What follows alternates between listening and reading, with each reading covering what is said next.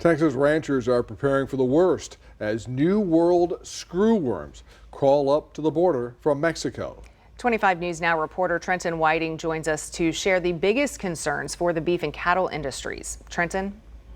Don, Shauna, the cattle industry is facing something they thought was eradicated decades ago. Now, U.S. agriculture officials are looking to find some solutions to keep screwworm out of Texas.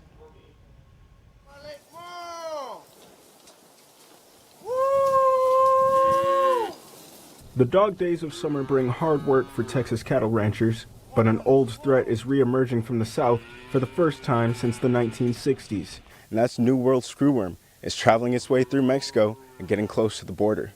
Local ranchers are concerned. Let me pick the adjective: terrifying, devastating, catastrophic. The U.S. Department of Agriculture shut down the border to cattle trade in May, hoping to keep screwworm flies from entering the state.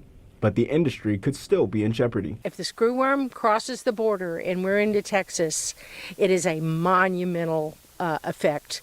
Industry experts say there's only one proven way to combat the spread of screwworm. And they are releasing those adult sterile males, which will go out and mate with the wild females, and then you eventually crash the population. If the infestation does enter Texas, the effects could happen quickly. The state may have to immediately quarantine affected ranches and herds. As one of the highest cattle producing states in the country, that could have a big impact on consumers. You're having to worry about a fly that's going to lay its eggs into the animal. That's extra work on our part. So it's extra hands-on, extra veterinary care. Experts say to look out for slightly bigger flies with a bluish-green body and orange eyes. If you're not checking them every day, every other day, in a few days you can have a very infectious site on the cow. The USDA announced a 5-step plan to stop the spread and keep a problem that was wiped out in the 60s from returning. Everybody has to take a lot closer diligence to their herds.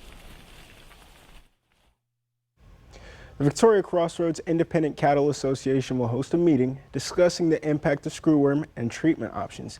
The meeting will be in Goliad at the Julie Wimberly Memorial Homemaking Building at 925 US 183. The meeting begins at 6:30 p.m.